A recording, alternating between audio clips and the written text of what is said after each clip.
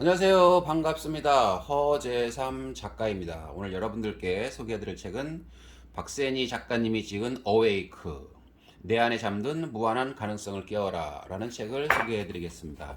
먼저 작가 소개를 하겠습니다. 지은이 박세니, 박세니 마인드 코칭 대표, 직장인 수험생 등 고강도 스트레스에 직면하는 현대인을 위한 심리 안정 프로그램을 연구 개발했다.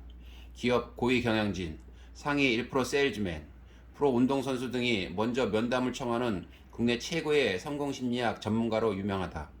삼성화재, KB국민은행, 아메이, 고려대, 중앙대 등 다수의 기업과 대학에서 강의했으며 유튜브 채널 박세니 마인드 코칭, 신사임당과 강연 플랫폼 클래스 100일에서 각종 기록을 세우며 신드롬을 일으키고 있다. 삶의 전환점은 외부에서 찾아오는 것이 아니라 자기 내부에서 발견해야 하며 몸뿐만 아니라 마음에도 퍼스널 트레이닝이 필요하다고 주장한다.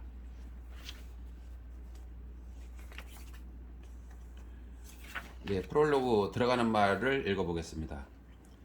삶은 누구에게나 단 한 번뿐이다. 모든 사람은 가치 있는 인생을 살 권리가 있다. 그러나 현실은 마음대로 흘러가지 않는다.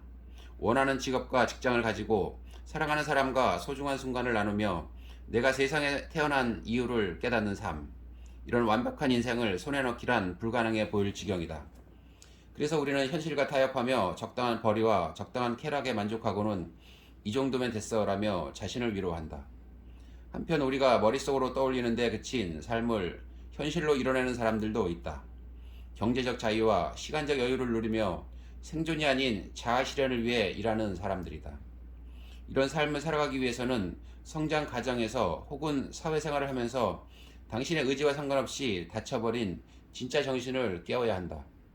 그렇다면 누가 그 일을 할 수 있는가? 과연 가능한 일인가? 인류 최고의 무기는 정신이다. 모든 사람의 내면에는 숨겨진 무한한 가능성이 존재한다. 이 가능성이 영원히 잠들어 있을지 깨어나게 될지는 오로지 정신에 달려있다. 정신력으로 버티자는 구호를 외치며 억지로 고통을 견디라는 뜻이 아니다. 많은 사람들이 정신력을 단순한 인내심이나 의지력 같은 것으로 오해하고 있다. 사실 인간의 정신에 대해 명확히 밝혀진 부분은 매우 적으며 과학계에서도 최근에서야 주목하고 연구를 시작했다. 그 중 하나가 정신이 육체를 지배한다는 것이다. 이를 증명하는 놀라운 에피소드를 살펴보자. 1988년생 영국인 에디 훌의 이야기다.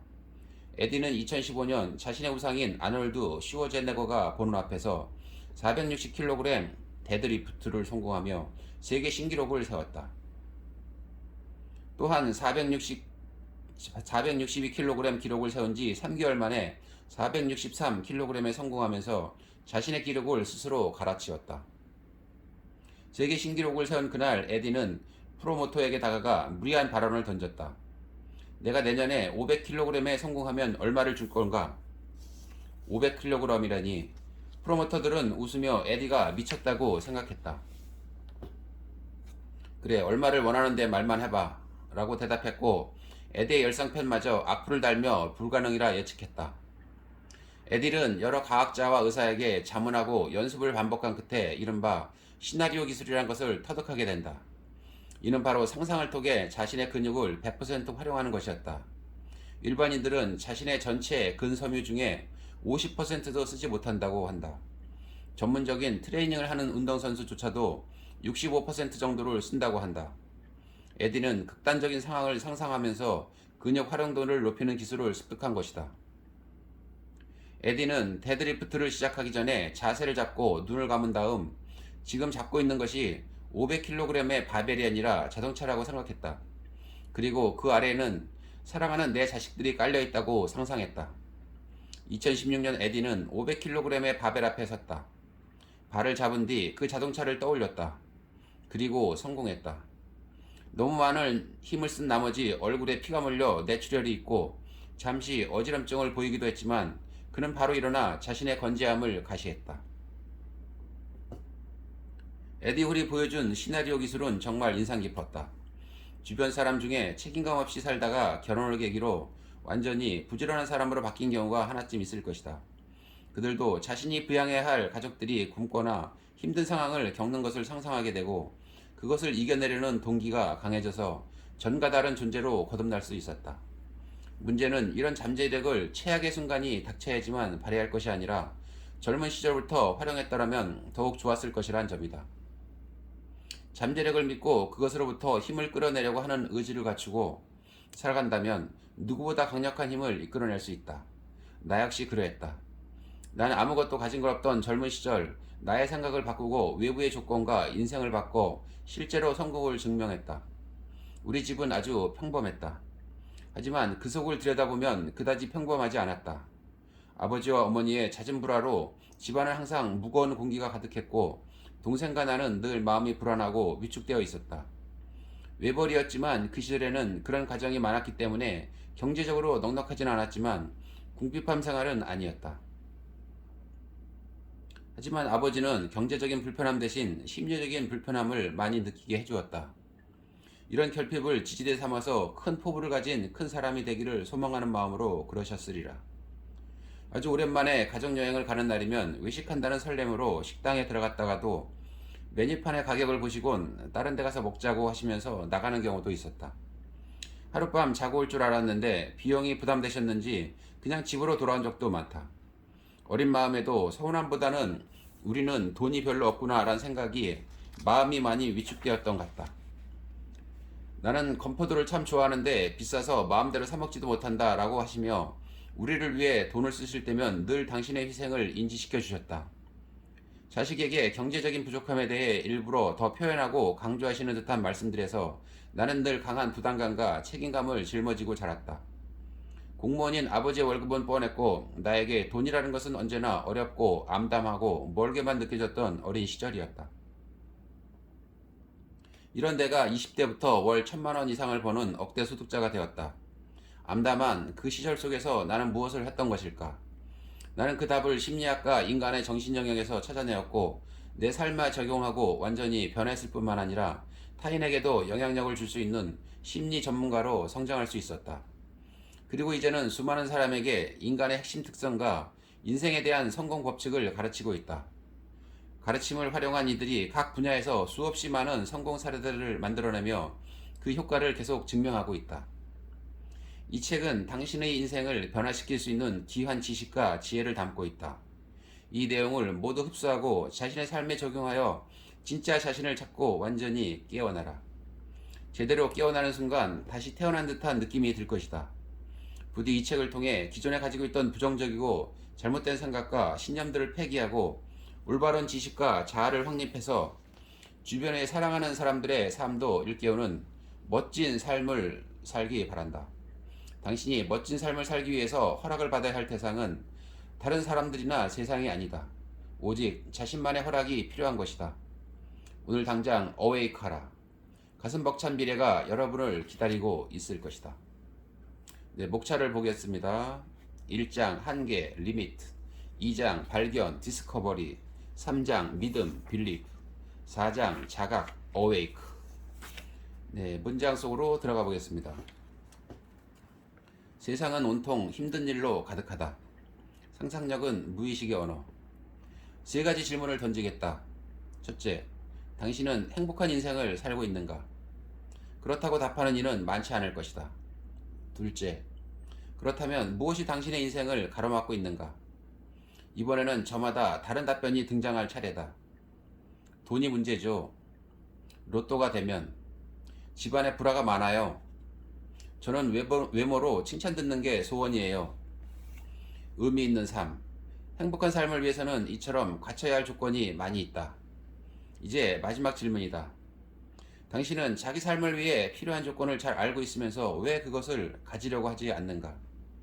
당신은 돈과 시간, 자유, 인간관계에서 오는 행복, 외모 같은 것을 원한다고 말하지만 다음과 같은 이유로 그것을 충분히 누리지 못하고 있다. 그게 제 마음대로 되는 쉬운 일이 아니니까요. 정말로 그럴까? 가장 많은 사람들이 원하는 삶의 조건, 즉 돈을 가지고 한번 살펴보자. 자, 돈 버는 일은 쉬운 일일까? 어려운 일일까? 사람들을 모아놓고 질문하면 한결같이 어렵다고 말한다. 오죽하면 남의 돈 벌기가 얼마나 힘든 줄 아느냐는 표현이 있을까? 그런데 인간이란 어렵다고 인식한 일은 절대 해낼 수 없는 존재다. 그 이유를 의식과 무의식이라는 정신 영역의 측면으로 설명해 보겠다.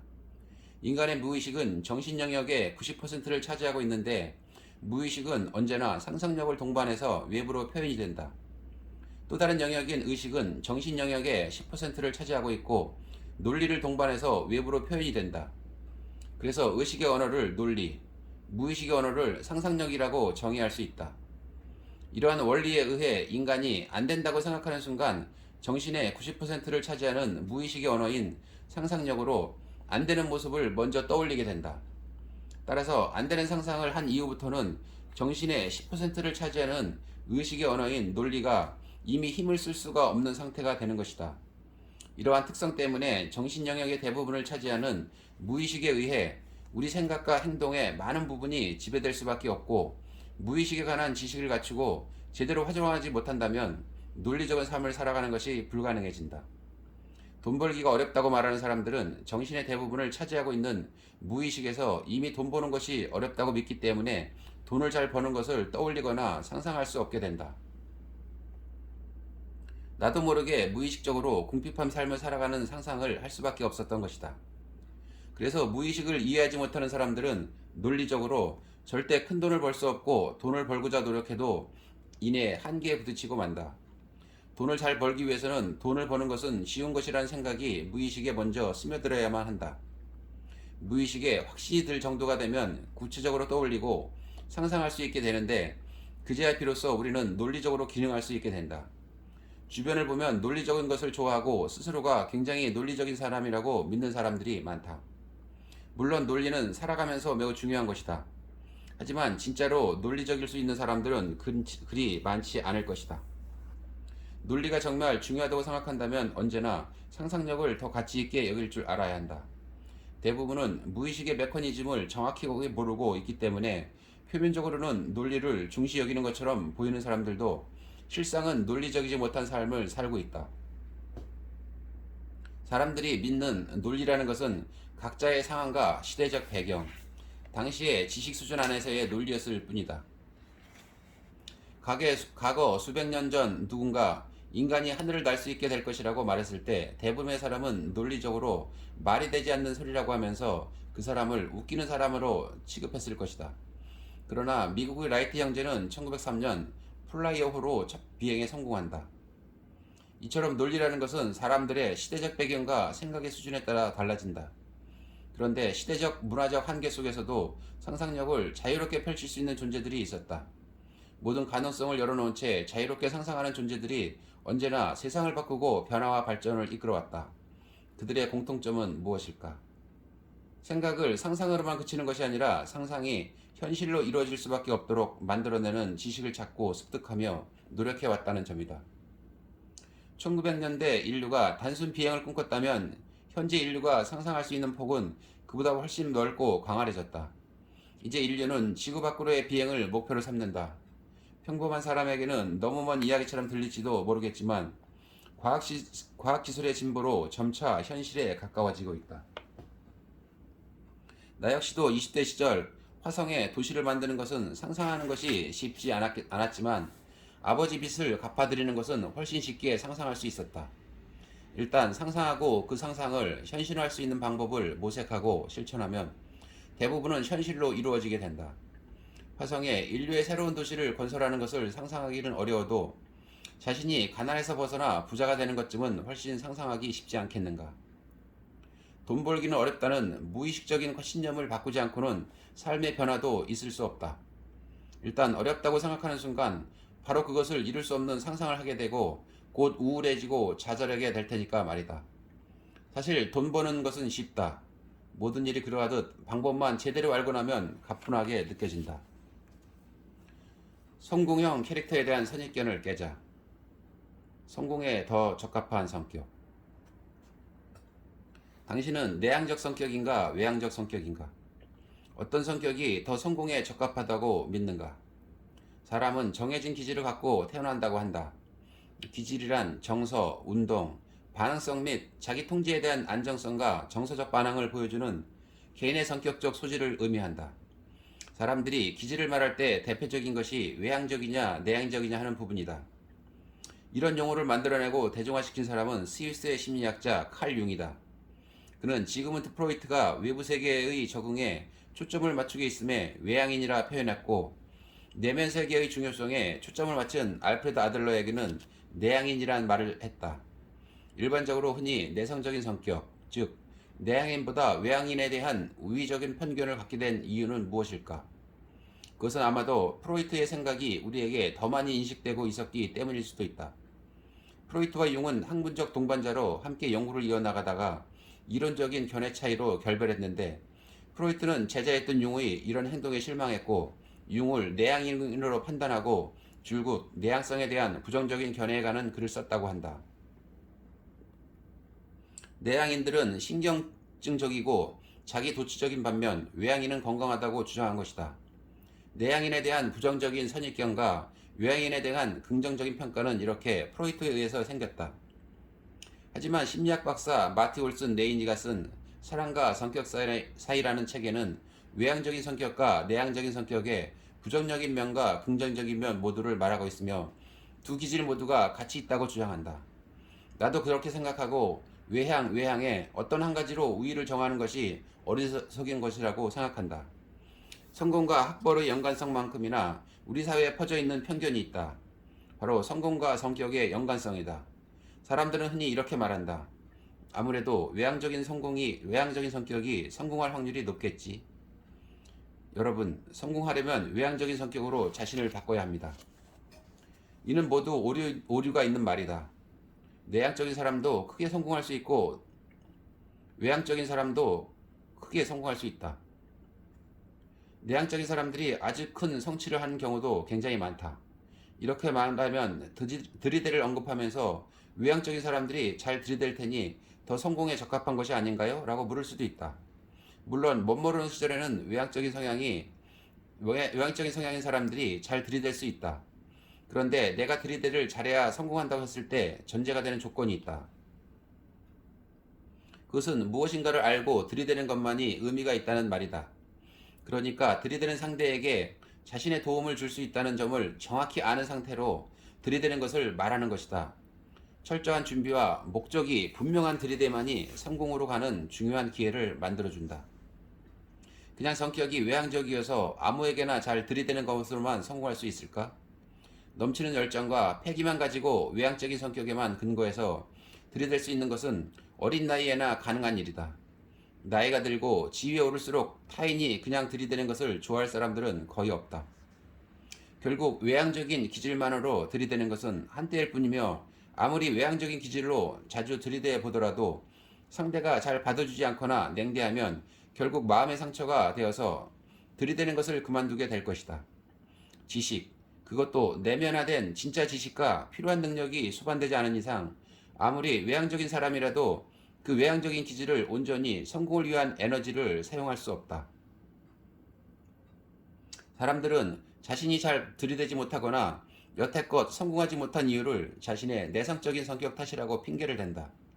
나 역시도 내성적인 성향이 강한 사람이지만 많은 사람들 앞에서 강의하고 사업적으로 만남을 갖는 장면에서는 내성적인 모습은 찾아보기 힘들다. 강의만 하고 있는 나를 볼 때는 사람들이 오히려 외향적인 사람이라고 느낄 수도 있을 것이다. 내가 정말 내성적인 사람이란 것을 제대로 알고 있는 사람은 내 아내뿐이다. 사실 난 남들하고 어울리는 것을 별로 즐기지도 않고 또 오랫동안 혼자 있어도 힘들어하지 않는다. 나는 스스로에게 필요한 에너지를 사람과의 만남에서 얻는 사람이 아니다. 보통은 혼자 책을 보거나 사색을 통해서 필요한 에너지를 얻는다. 인간관계가 어려울 때 점검해봐야 할 것들. 관계를 처음 시작할 때, 오랫동안 잘 유지하고 싶을 때, 특정 상황에 봉착했을 때, 다양한 장면에서 인간관계에 대한 어려움을 느끼는 순간이 생길 수 있다. 인간관계가 어렵게 느껴질 때는 어떻게 하면 좋을까? 스스로 점검해봐야 할 지점을 3가지만 이야기했다. 첫째, 자신이 맺고 있는 인간관계의 구조와 패턴을 분석하라. 둘째, 타인의 말을 잘 듣고 있는지 되돌아보라. 셋째, 실익이 없는 논쟁은 절대로 하지 마라. 성공을 위해서 반드시 알아야 할 경제 지식. 수요 공급 곡선과 한계 효용 체감의 법칙.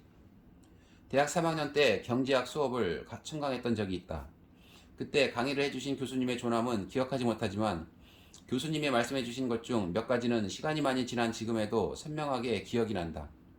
여러분이 경제학에서 배워야 할 가장 중요한 것은 수요 공급 법칙과 한계 효용 체감의 법칙이다. 이 두 가지만 명심한다면 반드시 성공할 수 있다. 수요 공급 법칙이란 수요와 공급이 일치되는 점에서 시장 가격과 균형 거래량이 결정된다는 원칙을 말한다. 만약 수요가 공급보다 더 많은 초과 수요가 발생하면 수요자들 사이의 경쟁으로 가격이 상승하고 이에 따라 수요량은 감소하며 공급량은 증가하여 균형 가격으로 돌아가게 된다. 기본적인 경제 원리이기 때문에 많은 사람들은 이 법칙을 당연한 이야기라고 생각하고 쉽게 넘겨버릴 것이다.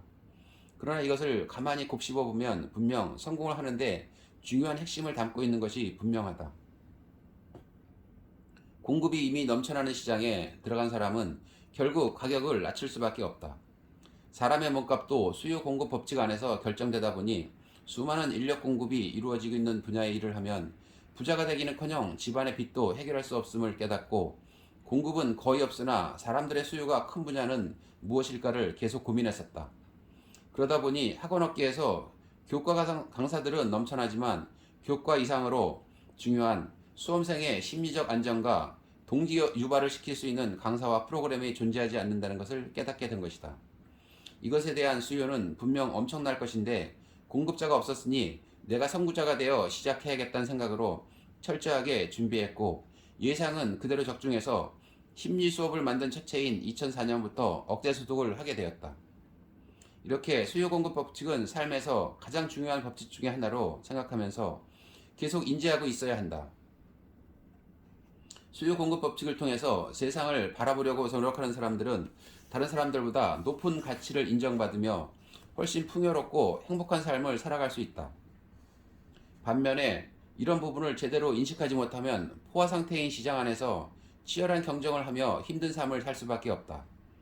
수요 공급 법칙을 항상 생각하면서 삶을 살다 보면 어떻게 하면 새로운 수요를 창출할 수 있을까? 혹은 어떻게 하면 다른 공급자들보다 차별화된 서비스를 제공할 수 있을까? 하는 핵심에 계속 집중하게 된다.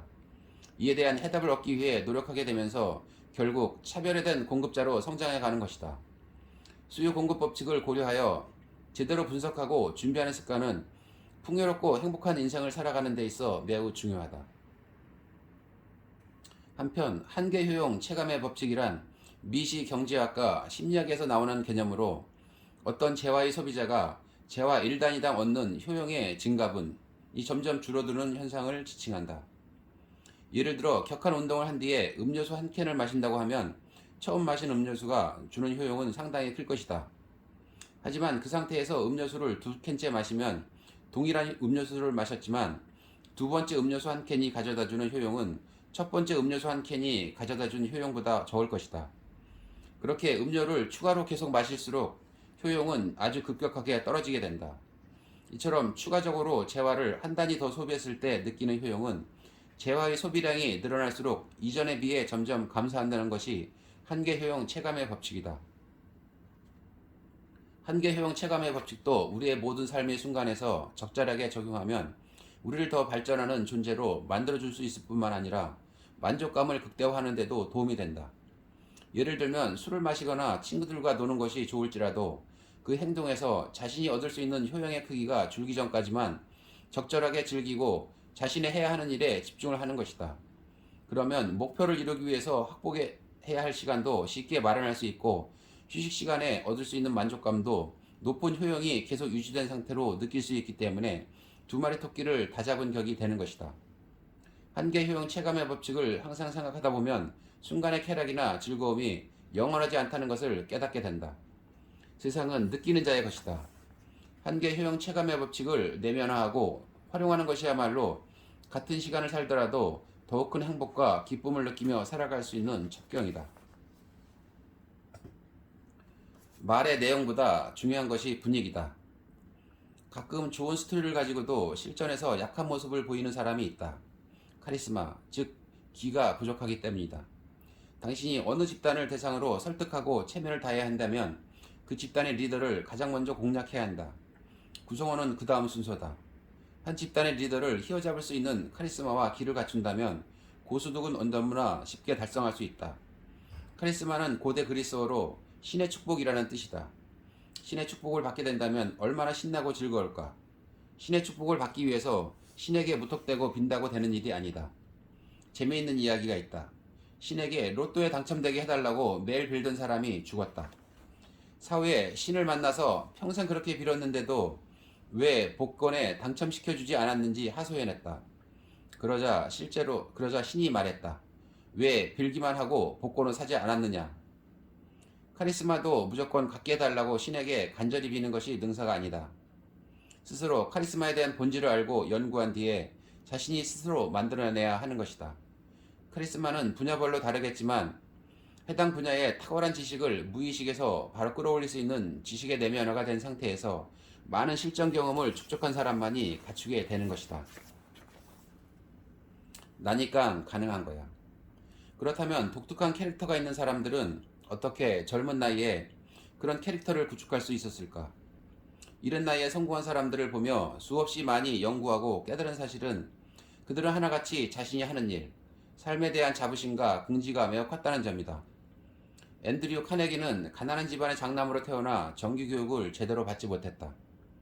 그는 어린 시절 우편 배달부로 일했다. 일은 힘들었지만 그는 항상 내가 전 세계에서 가장 뛰어난 우편 배달부다라는 생각과 자부심, 긍지로 똘똘 뭉쳐 있었다. 그는 항상 자신이 하고 있는 일에 최선을 다하는 자세로 살고 그런 자신에게 확신과 자부심을 가지고 삶을 살았다. 어린 나이부터 이런 자부심과 긍지가 가득한 모습으로 일하는 자세가 그만의 멋진 캐릭터로 형성되어 간 것이다. 그런 점이 훗날 그를 철공왕이란 칭호를 얻게 만든 근원적 힘이었다.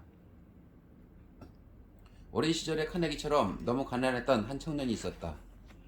그는 이른 나이부터 술집에서 일을 시작했다. 그런데 시련이 닥쳤다. 비위가 약한 그에게 주인이 화장실 청소를 시킨 것이다. 곤란한 상황에 처한 그를 본 선배가 따라와, 내가 하는 걸 보고 잘 따라하면 돼 라고 말했다. 선배는 솔선수범해서 변기를 닦았다. 너무나 깨끗하고 완벽하게 청소를 마친 뒤 그 선배는 컵 하나를 가지고 와서 그 변기 속 물을 떠서는 들이켰다. 아무리 잘 닦았어도 꺼림직할 만한데 전혀 망설임 없이 물을 삼키는 선배를 보며 청년은 충격을 받는다.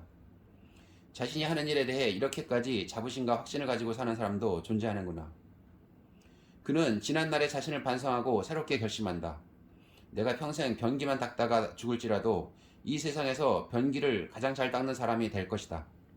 그는 정말 평생 변기만 닦다가 삶을 마감했을까? 아니다.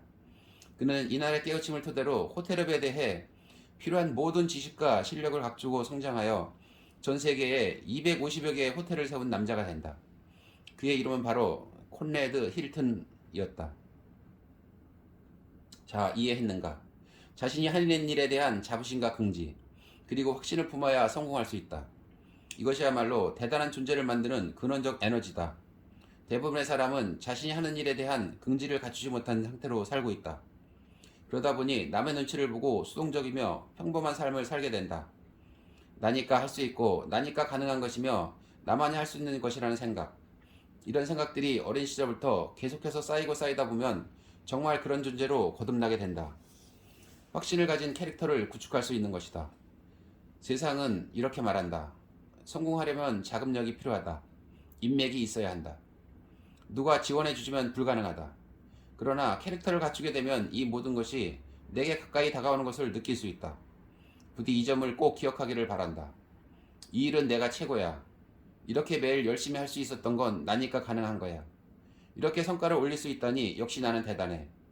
이런 생각을 갖출 수 있도록 하루하루 전념하라. 그러면 반드시 성공할 수밖에 없는 단단한 캐릭터로 바꾸게 될 것이다. 그리고 결국 깨닫게 될 것이다. 자신에게 최고의 백이 되어줄 아군은 바로 자신이라는 것을.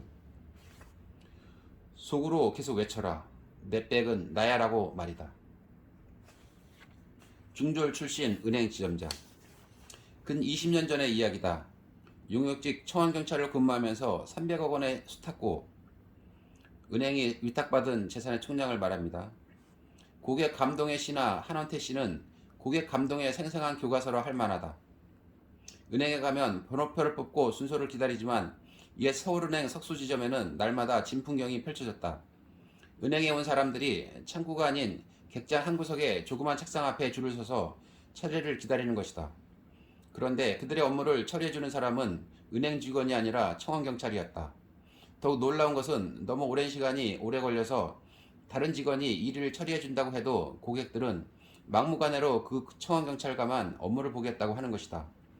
은행을 찾는 고객들은 창구로 가기 전에 반드시 청원경찰을 찾았고 금융과 관련한 상담도 은행 직원이 아닌 청원경찰과 나누었다. 청원경찰이라면 허리춤에 가스총을 차고 혹시라도 생길지 모르는 사고를 예방하기 위해 안전관리 업무를 하는 사람 아닌가. 무엇 때문에 석수동 사람들은 이 청원경찰에 열광한 걸까?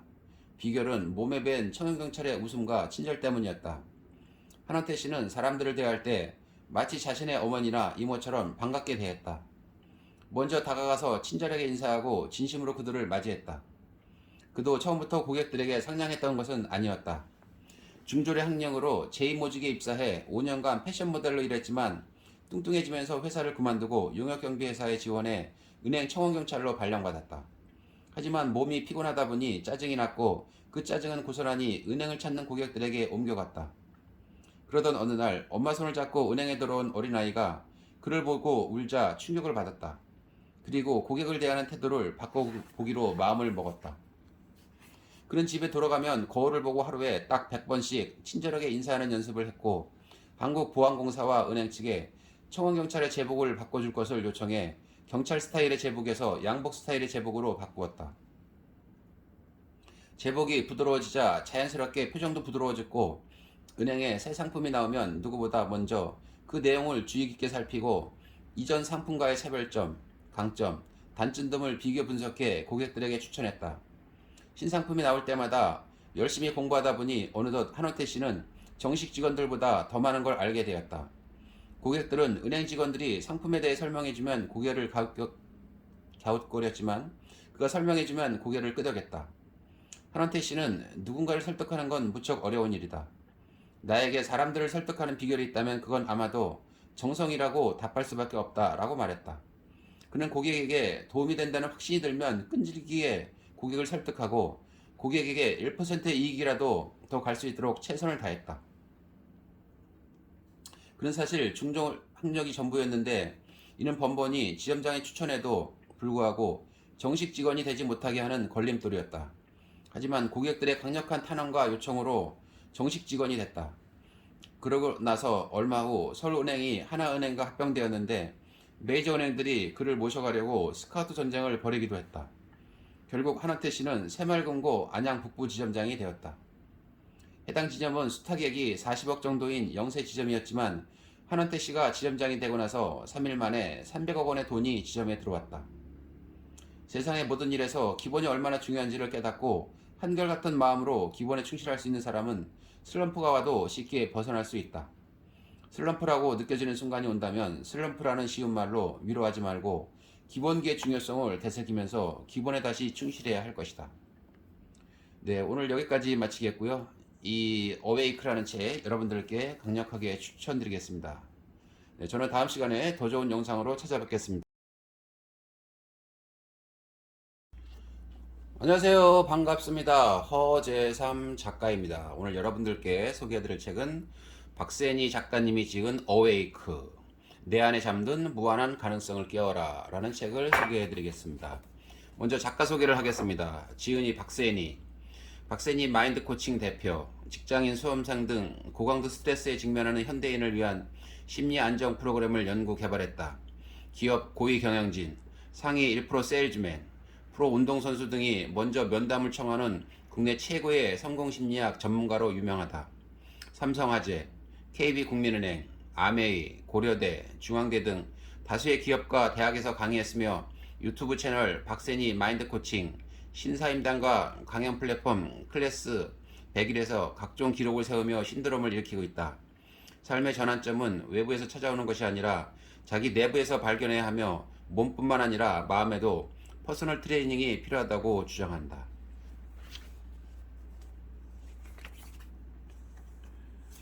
네, 프롤로그 들어가는 말을 읽어보겠습니다. 삶은 누구에게나 단 한 번뿐이다. 모든 사람은 가치 있는 인생을 살 권리가 있다. 그러나 현실은 마음대로 흘러가지 않는다. 원하는 직업과 직장을 가지고 사랑하는 사람과 소중한 순간을 나누며 내가 세상에 태어난 이유를 깨닫는 삶. 이런 완벽한 인생을 손에 넣기란 불가능해 보일 지경이다. 그래서 우리는 현실과 타협하며 적당한 벌이와 적당한 쾌락에 만족하고는 이 정도면 됐어라며 자신을 위로한다. 한편 우리가 머릿속으로 떠올리는 데 그친 삶을 현실로 이뤄내는 사람들도 있다. 경제적 자유와 시간적 여유를 누리며 생존이 아닌 자아 실현을 위해 일하는 사람들이다. 이런 삶을 살아가기 위해서는 성장 과정에서 혹은 사회생활을 하면서 당신의 의지와 상관없이 닫혀버린 진짜 정신을 깨워야 한다. 그렇다면 누가 그 일을 할 수 있는가? 과연 가능한 일인가? 인류 최고의 무기는 정신이다. 모든 사람의 내면에는 숨겨진 무한한 가능성이 존재한다. 이 가능성이 영원히 잠들어 있을지 깨어나게 될지는 오로지 정신에 달려있다. 정신력으로 버티자는 구호를 외치며 억지로 고통을 견디라는 뜻이 아니다. 많은 사람들이 정신력을 단순한 인내심이나 의지력 같은 것으로 오해하고 있다. 사실 인간의 정신에 대해 명확히 밝혀진 부분은 매우 적으며 과학계에서도 최근에서야 주목하고 연구를 시작했다. 그 중 하나가 정신이 육체를 지배한다는 것이다. 이를 증명하는 놀라운 에피소드를 살펴보자. 1988년생 영국인 에디 홀의 이야기다. 에디는 2015년 자신의 우상인 아놀드 슈워제네거가 보는 앞에서 460kg 데드리프트를 성공하며 세계 신기록을 세웠다. 또한 462kg 기록을 세운 지 3개월 만에 463kg에 성공하면서 자신의 기록을 스스로 갈아치웠다. 세계 신기록을 세운 그날 에디는 프로모터에게 다가가 무리한 발언을 던졌다. 내가 내년에 500kg에 성공하면 얼마를 줄 건가? 500kg이라니. 프로모터들은 웃으며 에디가 미쳤다고 생각했다. 그래, 얼마를 원하는데 말만 해봐 라고 대답했고 에디의 열상편마저 악플을 달며 불가능이라 예측했다. 에디는 여러 과학자와 의사에게 자문하고 연습을 반복한 끝에 이른바 시나리오 기술이라는 것을 터득하게 된다. 이는 바로 상상을 통해 자신의 근육을 100% 활용하는 것이었다. 일반인들은 자신의 전체 근섬유 중에 50%도 쓰지 못한다고 한다. 전문적인 트레이닝을 하는 운동선수조차도 65% 정도를 쓴다고 한다. 에디는 극단적인 상황을 상상하면서 근육 활용도를 높이는 기술을 습득한 것이다. 에디는 데드리프트를 시작하기 전에 자세를 잡고 눈을 감은 다음 지금 잡고 있는 것이 500kg의 바벨이 아니라 자동차라고 생각했다. 그리고 그 아래에는 사랑하는 내 자식들이 깔려있다고 상상했다. 2016년 에디는 500kg의 바벨 앞에 섰다. 발을 잡은 뒤 그 자동차를 떠올렸다. 그리고 성공했다. 너무 많은 힘을 쓴 나머지 얼굴에 피가 물려 뇌출혈이 있고 잠시 어지럼증을 보이기도 했지만 그는 바로 일어나 자신의 건재함을 가시했다. 에디 홀이 보여준 시나리오 기술은 정말 인상 깊었다. 주변 사람 중에 책임감 없이 살다가 결혼을 계기로 완전히 부지런한 사람으로 바뀐 경우가 하나쯤 있을 것이다. 그들도 자신이 부양해야 할 가족들이 굶거나 힘든 상황을 겪는 것을 상상하게 되고 그것을 이겨내려는 동기가 강해져서 전과 다른 존재로 거듭날 수 있었다. 문제는 이런 잠재력을 최악의 순간이 닥쳐야지만 발휘할 것이 아니라 젊은 시절부터 활용했더라면 더욱 좋았을 것이라는 점이다. 잠재력을 믿고 그것으로부터 힘을 끌어내려고 하는 의지를 갖추고 살아간다면 누구보다 강력한 힘을 이끌어낼 수 있다. 나 역시 그러했다. 난 아무것도 가진 걸 없던 젊은 시절 나의 생각을 바꾸고 외부의 조건과 인생을 바꿔 실제로 성공을 증명했다. 우리 집은 아주 평범했다. 하지만 그 속을 들여다보면 그다지 평범하지 않았다. 아버지와 어머니의 잦은 불화로 집안은 항상 무거운 공기가 가득했고 동생과 나는 늘 마음이 불안하고 위축되어 있었다. 외벌이였지만 그 시절에는 그런 가정이 많았기 때문에 경제적으로 넉넉하진 않았지만 궁핍한 생활은 아니었다. 하지만 아버지는 경제적인 불편함 대신 심리적인 불편함을 많이 느끼게 해주었다. 이런 결핍을 지지대 삼아서 큰 포부를 가진 큰 사람이 되기를 소망하는 마음으로 그러셨으리라. 아주 오랜만에 가족여행을 가는 날이면 외식한다는 설렘으로 식당에 들어갔다가도 메뉴판의 가격을 보시곤 다른 데 가서 먹자고 하시면서 나가는 경우도 있었다. 하룻밤 자고 올 줄 알았는데 비용이 부담되셨는지 그냥 집으로 돌아온 적도 많다. 어린 마음에도 서운함보다는 우리는 돈이 별로 없구나 라는 생각이 마음이 많이 위축되었던 것 같다. 나는 건포도를 참 좋아하는데 비싸서 마음대로 사 먹지도 못한다 라고 하시며 우리를 위해 돈을 쓰실 때면 늘 당신의 희생을 인지시켜 주셨다. 자식에게 경제적인 부족함에 대해 일부러 더 표현하고 강조하시는 듯한 말씀들에서 나는 늘 강한 부담감과 책임감을 짊어지고 자랐다. 공무원인 아버지의 월급은 뻔했고 나에게 돈이라는 것은 언제나 어렵고 암담하고 멀게만 느껴졌던 어린 시절이었다. 이런 내가 20대부터 월 1,000만 원 이상을 버는 억대 소득자가 되었다. 암담한 그 시절 속에서 나는 무엇을 했던 것일까? 나는 그 답을 심리학과 인간의 정신 영역에서 찾아내었고 내 삶에 적용하고 완전히 변했을 뿐만 아니라 타인에게도 영향력을 줄 수 있는 심리 전문가로 성장할 수 있었다. 그리고 이제는 수많은 사람에게 인간의 핵심 특성과 인생에 대한 성공 법칙을 가르치고 있다. 가르침을 활용한 이들이 각 분야에서 수없이 많은 성공 사례들을 만들어내며 그 효과를 계속 증명하고 있다. 이 책은 당신의 인생을 변화시킬 수 있는 귀한 지식과 지혜를 담고 있다. 이 내용을 모두 흡수하고 자신의 삶에 적용하여 진짜 자신을 찾고 완전히 깨어나라. 제대로 깨어나는 순간 다시 태어난 듯한 느낌이 들 것이다. 부디 이 책을 통해 기존에 가지고 있던 부정적이고 잘못된 생각과 신념들을 폐기하고 올바른 지식과 자아를 확립해서 주변에 사랑하는 사람들의 삶도 일깨우는 멋진 삶을 살기 바란다. 당신이 멋진 삶을 살기 위해서 허락을 받아야 할 대상은 다른 사람들이나 세상이 아니다. 오직 자신만의 허락이 필요한 것이다. 오늘 당장 어웨이크하라. 가슴 벅찬 미래가 여러분을 기다리고 있을 것이다. 네, 목차를 보겠습니다. 1장 한계 리미트, 2장 발견 디스커버리, 3장 믿음 빌리브, 4장 자각 어웨이크. 네, 문장 속으로 들어가 보겠습니다. 세상은 온통 힘든 일로 가득하다. 상상력은 무의식의 언어. 세 가지 질문을 던지겠다. 첫째, 당신은 행복한 인생을 살고 있는가? 그렇다고 답하는 이는 많지 않을 것이다. 둘째, 그렇다면 무엇이 당신의 인생을 가로막고 있는가? 이번에는 저마다 다른 답변이 등장할 차례다. 돈이 문제죠. 로또가 되면. 집안에 불화가 많아요. 저는 외모로 칭찬 듣는 게 소원이에요. 의미 있는 삶. 행복한 삶을 위해서는 이처럼 갖춰야 할 조건이 많이 있다. 이제 마지막 질문이다. 당신은 자기 삶을 위해 필요한 조건을 잘 알고 있으면서 왜 그것을 가지려고 하지 않는가? 당신은 돈과 시간, 자유, 인간관계에서 오는 행복, 외모 같은 것을 원한다고 말하지만 다음과 같은 이유로 그것을 충분히 누리지 못하고 있다. 그게 제 마음대로 되는 쉬운 일이 아니니까요. 정말로 그럴까? 가장 많은 사람들이 원하는 삶의 조건, 즉 돈을 가지고 한번 살펴보자. 자, 돈 버는 일은 쉬운 일일까? 어려운 일일까? 사람들을 모아놓고 질문하면 한결같이 어렵다고 말한다.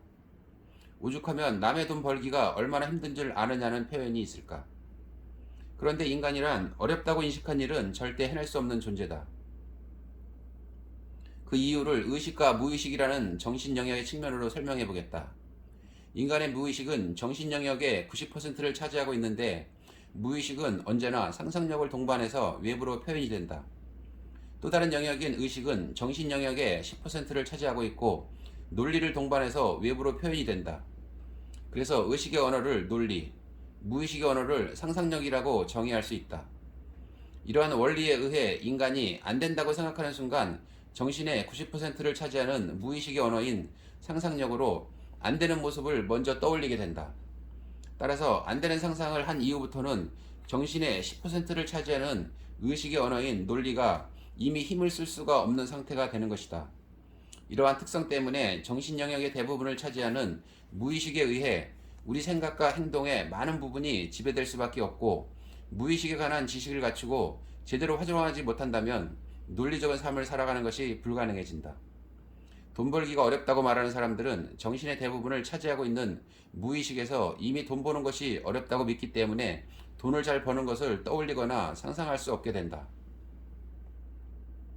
나도 모르게 무의식적으로 궁핍한 삶을 살아가는 상상을 할 수밖에 없었던 것이다. 그래서 무의식을 이해하지 못하는 사람들은 논리적으로 절대 큰 돈을 벌 수 없고 돈을 벌고자 노력해도 이내 한계에 부딪히고 만다. 돈을 잘 벌기 위해서는 돈을 버는 것은 쉬운 것이라는 생각이 무의식에 먼저 스며들어야만 한다. 무의식에 확신이 들 정도가 되면 구체적으로 떠올리고 상상할 수 있게 되는데 그제야 비로소 우리는 논리적으로 기능할 수 있게 된다. 주변을 보면 논리적인 것을 좋아하고 스스로가 굉장히 논리적인 사람이라고 믿는 사람들이 많다. 물론 논리는 살아가면서 매우 중요한 것이다. 하지만 진짜로 논리적일 수 있는 사람들은 그리 많지 않을 것이다. 논리가 정말 중요하다고 생각한다면 언제나 상상력을 더 가치 있게 여길 줄 알아야 한다. 대부분은 무의식의 메커니즘을 정확히 모르고 있기 때문에 표면적으로는 논리를 중시 여기는 것처럼 보이는 사람들도 실상은 논리적이지 못한 삶을 살고 있다.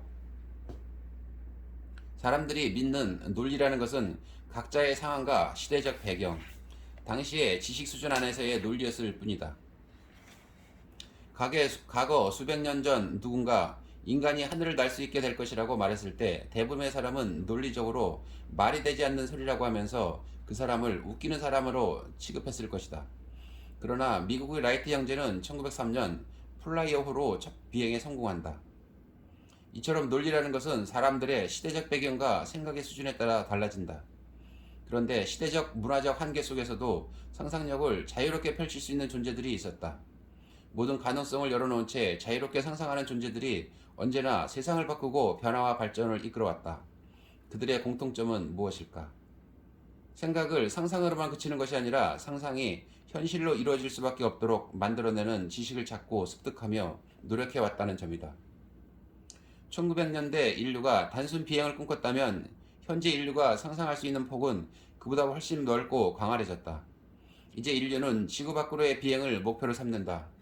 평범한 사람에게는 너무 먼 이야기처럼 들릴지도 모르겠지만 과학기술의 진보로 점차 현실에 가까워지고 있다.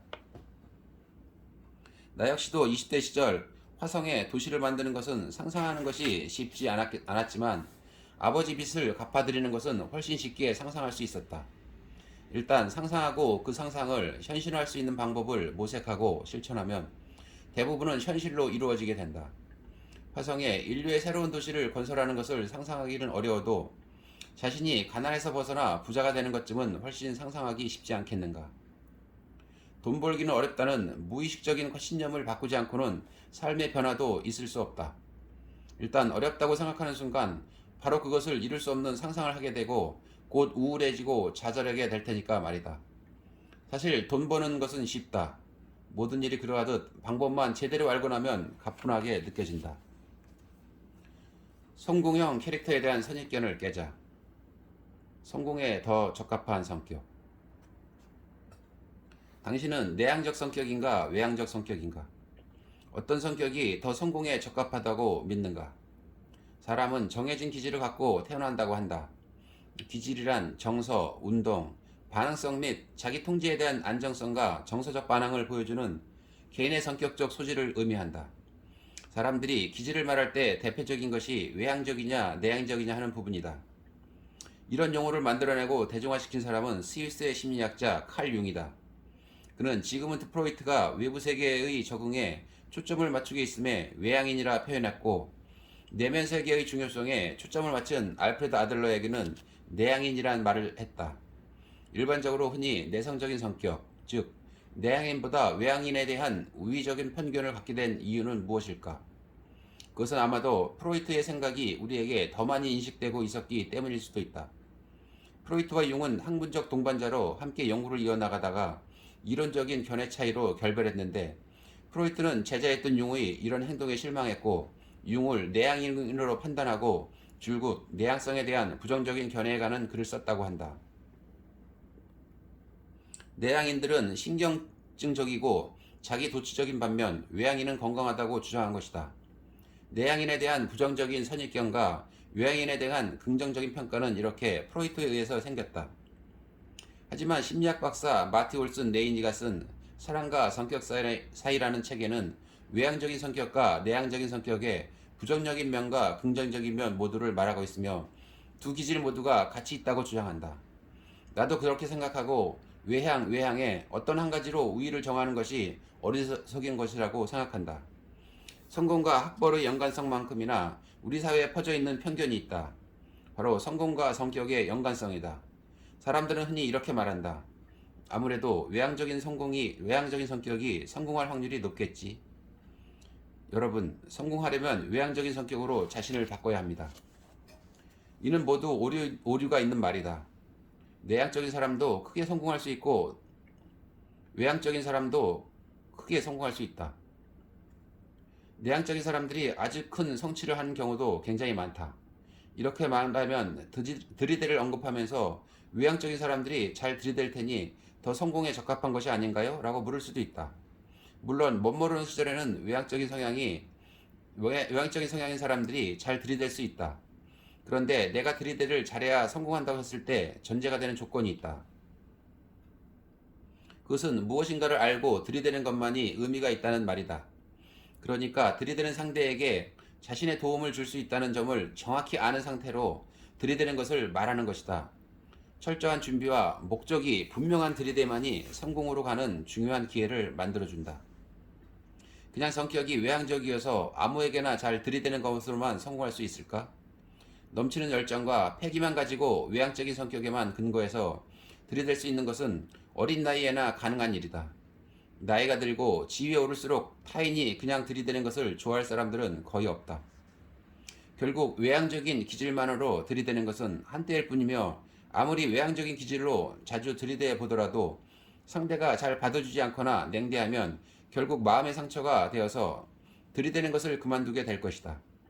지식, 그것도 내면화된 진짜 지식과 필요한 능력이 수반되지 않은 이상 아무리 외향적인 사람이라도 그 외향적인 기질을 온전히 성공을 위한 에너지를 사용할 수 없다.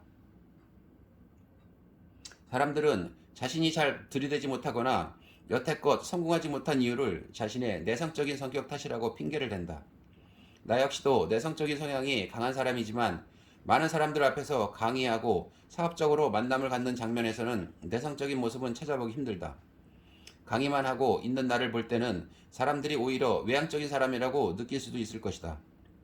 내가 정말 내성적인 사람이란 것을 제대로 알고 있는 사람은 내 아내뿐이다. 사실 난 남들하고 어울리는 것을 별로 즐기지도 않고 또 오랫동안 혼자 있어도 힘들어하지 않는다. 나는 스스로에게 필요한 에너지를 사람과의 만남에서 얻는 사람이 아니다. 보통은 혼자 책을 보거나 사색을 통해서 필요한 에너지를 얻는다. 인간관계가 어려울 때 점검해봐야 할 것들. 관계를 처음 시작할 때, 오랫동안 잘 유지하고 싶을 때, 특정 상황에 봉착했을 때, 다양한 장면에서 인간관계에 대한 어려움을 느끼는 순간이 생길 수 있다. 인간관계가 어렵게 느껴질 때는 어떻게 하면 좋을까? 스스로 점검해봐야 할 지점을 3가지만 이야기했다. 첫째, 자신이 맺고 있는 인간관계의 구조와 패턴을 분석하라. 둘째, 타인의 말을 잘 듣고 있는지 되돌아보라.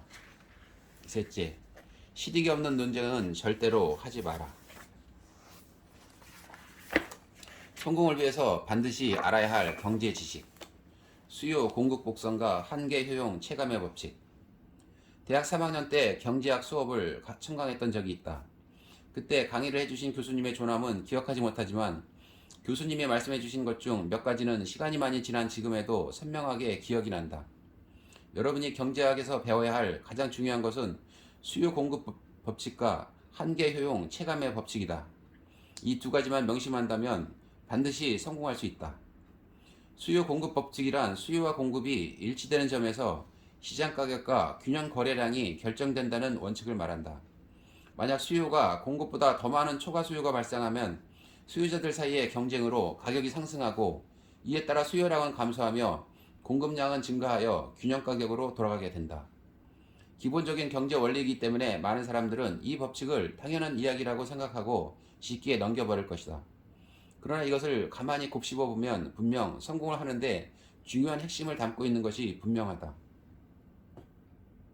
공급이 이미 넘쳐나는 시장에 들어간 사람은 결국 가격을 낮출 수밖에 없다. 사람의 몸값도 수요 공급 법칙 안에서 결정되다 보니 수많은 인력 공급이 이루어지고 있는 분야의 일을 하면 부자가 되기는커녕 집안의 빚도 해결할 수 없음을 깨닫고 공급은 거의 없으나 사람들의 수요가 큰 분야는 무엇일까를 계속 고민했었다. 그러다 보니 학원업계에서 교과 강사들은 넘쳐나지만 교과 이상으로 중요한 수험생의 심리적 안정과 동기 유발을 시킬 수 있는 강사와 프로그램이 존재하지 않는다는 것을 깨닫게 된 것이다.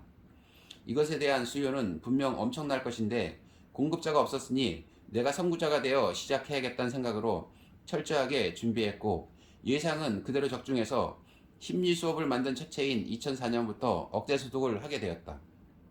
이렇게 수요 공급 법칙은 삶에서 가장 중요한 법칙 중의 하나로 생각하면서 계속 인지하고 있어야 한다.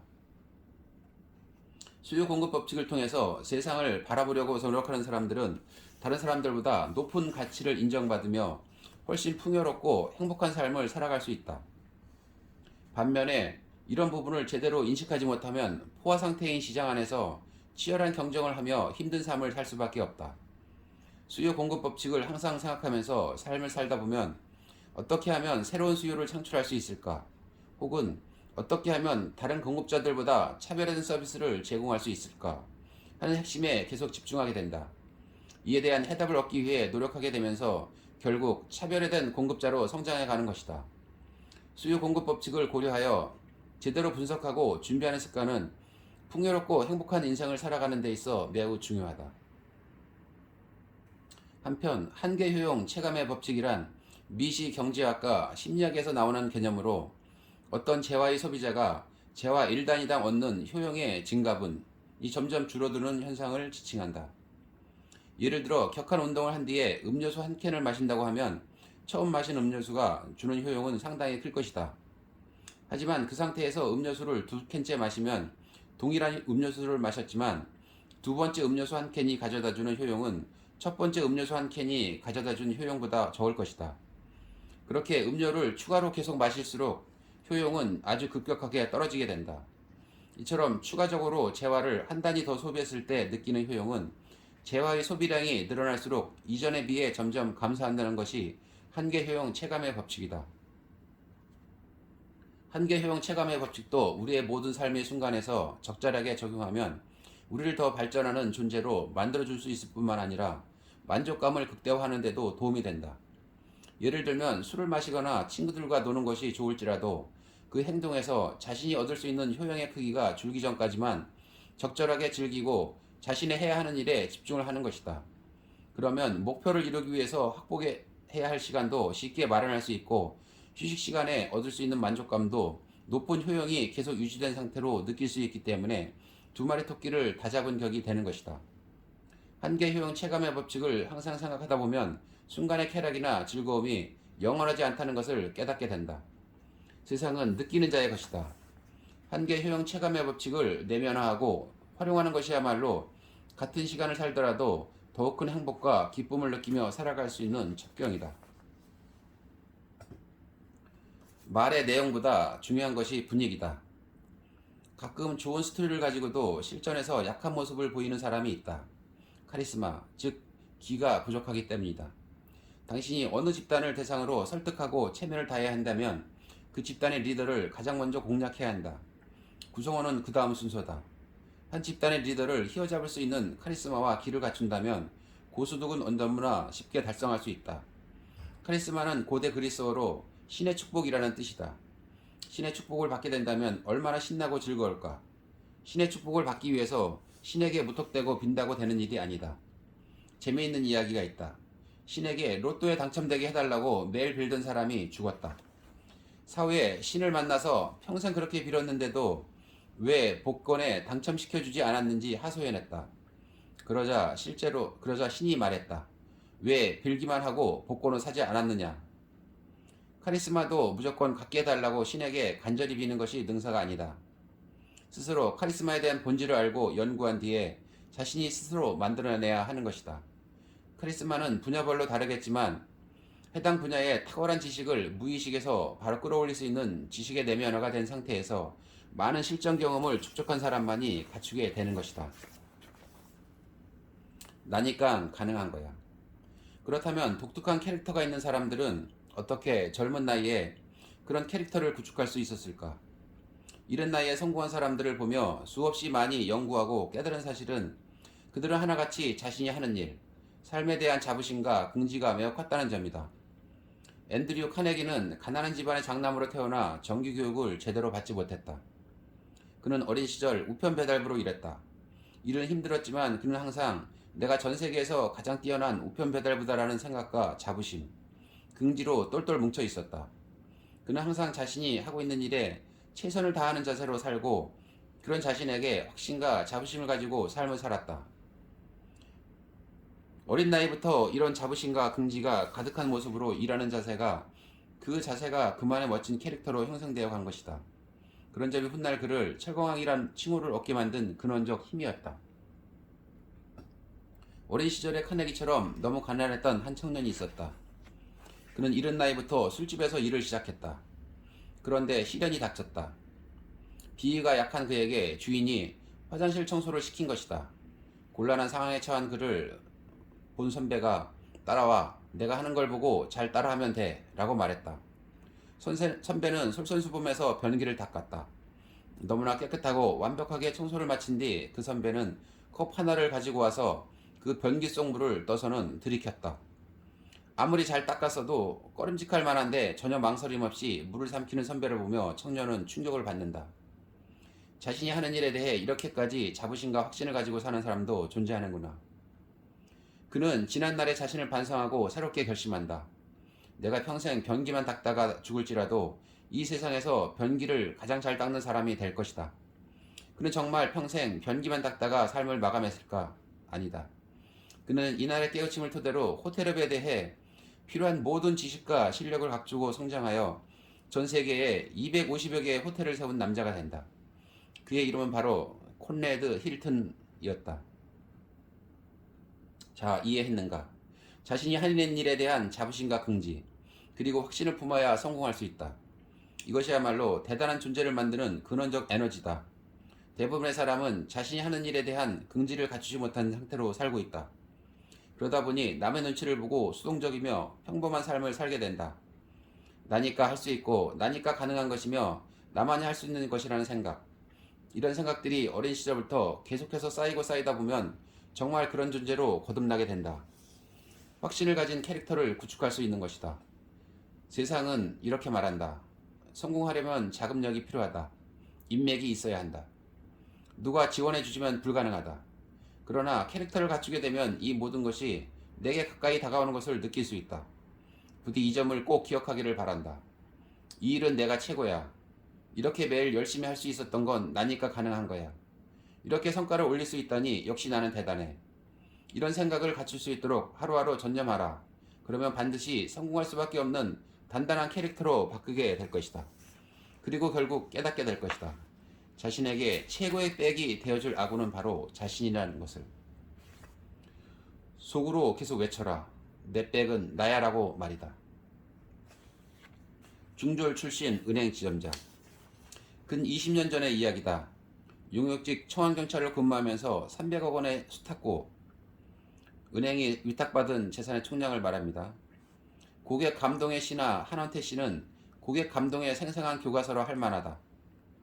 은행에 가면 번호표를 뽑고 순서를 기다리지만 옛 서울은행 석수지점에는 날마다 진풍경이 펼쳐졌다. 은행에 온 사람들이 창구가 아닌 객자 한 구석에 조그만 책상 앞에 줄을 서서 차례를 기다리는 것이다. 그런데 그들의 업무를 처리해주는 사람은 은행 직원이 아니라 청원경찰이었다. 더욱 놀라운 것은 너무 오랜 시간이 오래 걸려서 다른 직원이 일을 처리해준다고 해도 고객들은 막무가내로 그 청원경찰과만 업무를 보겠다고 하는 것이다. 은행을 찾는 고객들은 창구로 가기 전에 반드시 청원경찰을 찾았고 금융과 관련한 상담도 은행 직원이 아닌 청원경찰과 나누었다. 청원경찰이라면 허리춤에 가스총을 차고 혹시라도 생길지 모르는 사고를 예방하기 위해 안전관리 업무를 하는 사람 아닌가. 무엇 때문에 석수동 사람들은 이 청원경찰에 열광한 걸까? 비결은 몸에 밴 청원경찰의 웃음과 친절 때문이었다. 한원태 씨는 사람들을 대할 때 마치 자신의 어머니나 이모처럼 반갑게 대했다. 먼저 다가가서 친절하게 인사하고 진심으로 그들을 맞이했다. 그도 처음부터 고객들에게 상냥했던 것은 아니었다. 중졸의 학령으로 제2모직에 입사해 5년간 패션 모델로 일했지만 뚱뚱해지면서 회사를 그만두고 용역경비회사에 지원해 은행 청원경찰로 발령받았다. 하지만 몸이 피곤하다 보니 짜증이 났고 그 짜증은 고스란히 은행을 찾는 고객들에게 옮겨갔다. 그러던 어느 날 엄마 손을 잡고 은행에 들어온 어린아이가 그를 보고 울자 충격을 받았다. 그리고 고객을 대하는 태도를 바꿔보기로 마음을 먹었다. 그는 집에 돌아가면 거울을 보고 하루에 딱 100번씩 친절하게 인사하는 연습을 했고 한국보안공사와 은행 측에 청원경찰의 제복을 바꿔줄 것을 요청해 경찰 스타일의 제복에서 양복 스타일의 제복으로 바꾸었다. 제복이 부드러워지자 자연스럽게 표정도 부드러워졌고 은행에 새 상품이 나오면 누구보다 먼저 그 내용을 주의 깊게 살피고 이전 상품과의 차별점, 강점, 단점 등을 비교 분석해 고객들에게 추천했다. 신상품이 나올 때마다 열심히 공부하다 보니 어느덧 한원태 씨는 정식 직원들보다 더 많은 걸 알게 되었다. 고객들은 은행 직원들이 상품에 대해 설명해주면 고개를 갸웃거렸지만 그가 설명해주면 고개를 끄덕였다. 한원태 씨는 누군가를 설득하는 건 무척 어려운 일이다. 나에게 사람들을 설득하는 비결이 있다면 그건 아마도 정성이라고 답할 수밖에 없다라고 말했다. 그는 고객에게 도움이 된다는 확신이 들면 끈질기게 고객을 설득하고 고객에게 1%의 이익이라도 더 갈 수 있도록 최선을 다했다. 그는 사실 중종 학력이 전부였는데 이는 번번이 지점장의 추천에도 불구하고 정식 직원이 되지 못하게 하는 걸림돌이었다. 하지만 고객들의 강력한 탄원과 요청으로 정식 직원이 됐다. 그러고 나서 얼마 후 서울은행이 하나은행과 합병되었는데 메이저 은행들이 그를 모셔가려고 스카우트 전쟁을 벌이기도 했다. 결국 한원태 씨는 새마을금고 안양 북부 지점장이 되었다. 해당 지점은 수탁액이 40억 정도인 영세 지점이었지만 한원태 씨가 지점장이 되고 나서 3일 만에 300억 원의 돈이 지점에 들어왔다. 세상의 모든 일에서 기본이 얼마나 중요한지를 깨닫고 한결같은 마음으로 기본에 충실할 수 있는 사람은 슬럼프가 와도 쉽게 벗어날 수 있다. 슬럼프라고 느껴지는 순간이 온다면 슬럼프라는 쉬운 말로 위로하지 말고 기본기의 중요성을 되새기면서 기본에 다시 충실해야 할 것이다. 네, 오늘 여기까지 마치겠고요. 이 어웨이크라는 책 여러분들께 강력하게 추천드리겠습니다. 네, 저는 다음 시간에 더 좋은 영상으로 찾아뵙겠습니다.